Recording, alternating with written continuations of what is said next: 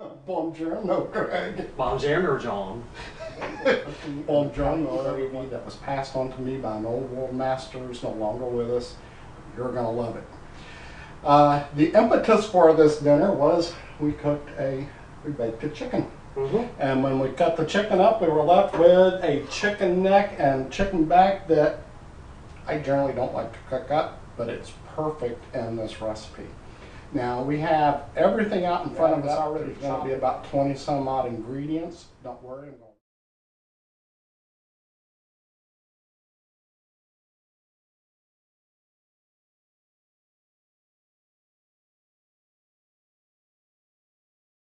Just one video for you, or listen to us as we go. Now, a couple of words of caution before we start this. This is not your normal ragu. It's not your pesto out of a jar. I think Americans have forgotten quite simply how to cook a good tomato gravy. It goes great on pastas, ravioli. I like dipping bread into it. It is absolutely fantastic on a baked polenta. Anything. Cook a steak and pour some tomato gravy over it. Eggplant parmesan. I can't begin to tell you how many wonderful things this makes. It makes up quite a lot and it freezes quite well, so buy some quart size freezer bags and put that in there. The other thing that we're going to talk about is my herb expert. He grows all the herbs around our house. He's going to tell you a little few secrets about getting the best flavor out of those herbs. If you have to rely on dried herbs and spices, for this dish, probably just forget it. So if you're not growing your herbs, please go to your Whole Foods store or a fresh store, a fresh farmer's market, and try to buy as fresh to these as you can get. It will absolutely make 100% difference in the outcome of your tomato gravy. So here's all of our ingredients listed out. A chicken neck, chicken back. If you don't have those, it's totally okay to go to the store and buy a drumstick or two, because we're going to get a lot of flavor out of that. We have 28 ounce cans. 28 ounce cans of tomato puree. If you can't find the puree, sauce is okay, but look for the puree. Small can of tomato paste. I have a quart of chicken stock. You can use vegetable stock for that if you like. 2 cups of dry red wine. Today we're using Pinot Noir. Stick with the Noir, Merlot, Shiraz. Stay away from Rosé, Zinfandel, anything with any amount of sugar or sweetness to it. Obviously olive oil. Mince 2 yellow onions. White onions are okay. Stay away from red onions, but make sure you mince it. Cut it quite small. 2 stalks of celery, washed, minced. Please leave the leaves on there. You're going to draw a lot of flavor out of that. I am not going to sit around and mince garlic, so I'll buy it. I know that's a no-no for a lot of folks, but this calls for 6 whole cloves minced. I just don't have time on my day. So I bought it and I added a little extra because it does lose some of its flavor once it's been sitting around. Get an extra large carrot and shred it. Now when we're shredding your carrot, you don't have to peel it, just make sure it's washed really well. This will add an unbelievable amount of sweetness to that tomato sauce. It kind of counterbalances the acidic flavor. Some button mushrooms, I've chopped rather coarsely.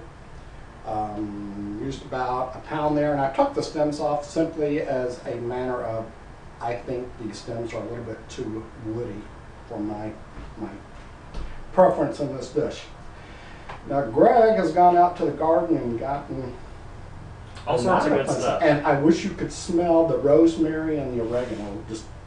I wish I could bottle that smell. So what we got? We have some fresh parsley and just chopped up.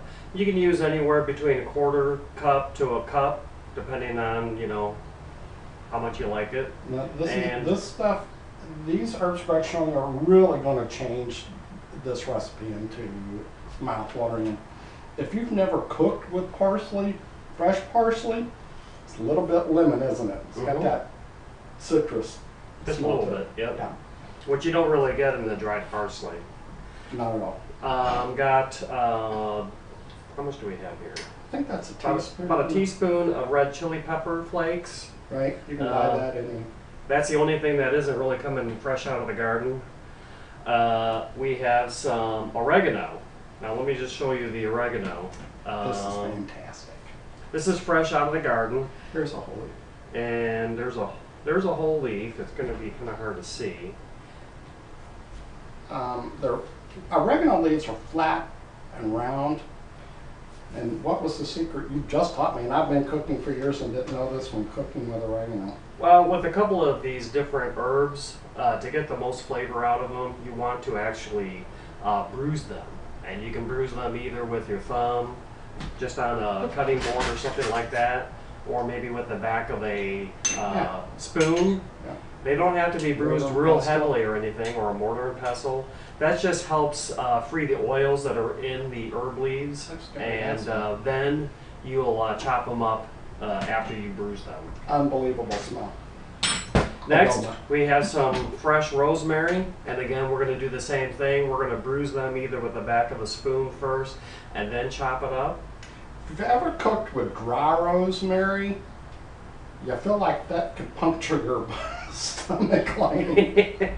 But that's not the case here, so we didn't even chop them up. Yes, just bruised it. And the fresh rosemary is amazing. I wish I could get my whole kitchen smelling. We have 2 bay leaves. We've actually just crumbled them a little bit. They typically come dried, so we're going to crush them up just a little bit. Now, I have here a special type of basil.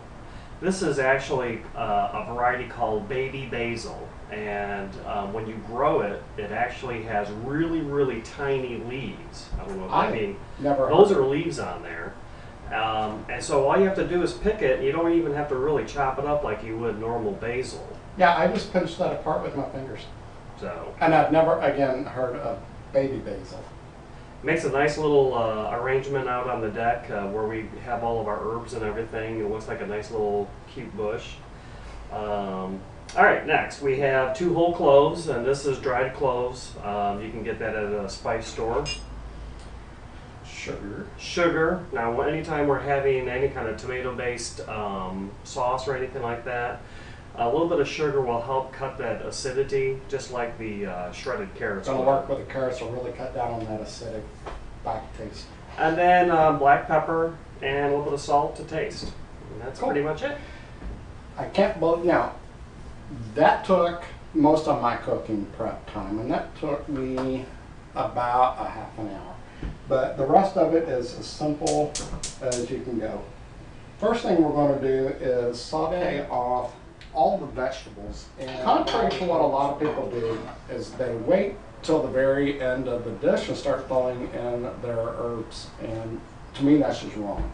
I want to extract the oils and flavors from these herbs right up front. So as soon as I get my vegetables good and sweated, where they're starting to be a little bit on the translucent side without turning brown, then we're going to add in the herbs and spices. Right away, a little bit of sizzle that tells me that it's at the right time. We're just going to sweat these, stirring just. Okay, here's our vegetables getting sweated and. Okay, this is where we want to go ahead and add our herbs so that we can get a little bit of heat on them to activate the oils and extract some of that good flavor. First, we're going to get the parsley.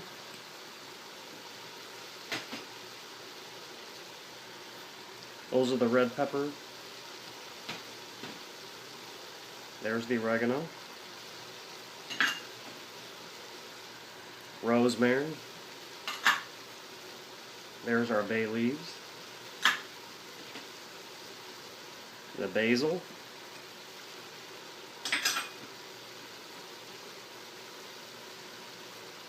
We've got our cloves here. Go ahead and add the sugar now as well. Well, I can't redo it.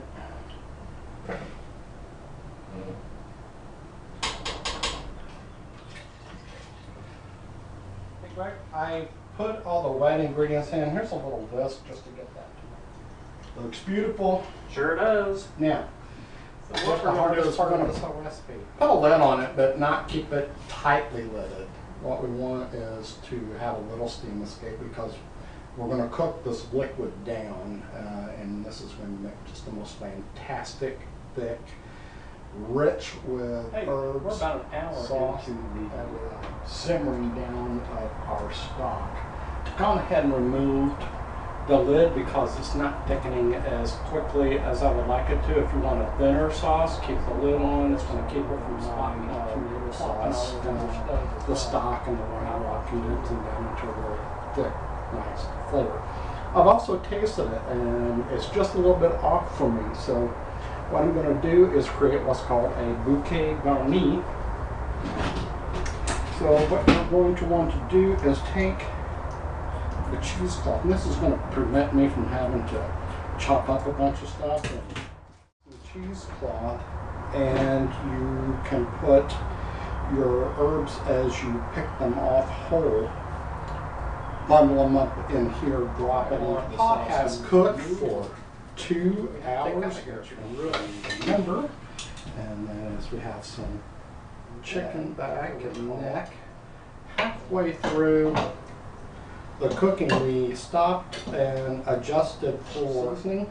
See if everything was good, and we prepared a bouquet garni that had some thyme, basil, another bay leaf. Mm-hmm. Yeah, that's a little bit much time. Mm-hmm. Now, whenever you see this gravy,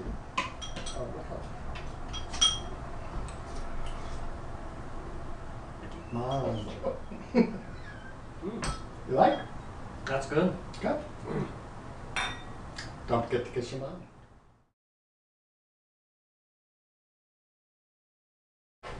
Buongiorno, Greg. Bonjour.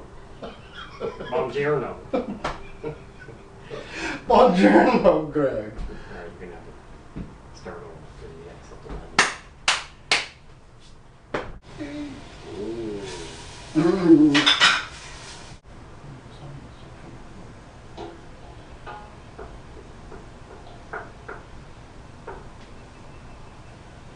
For about 2 hours.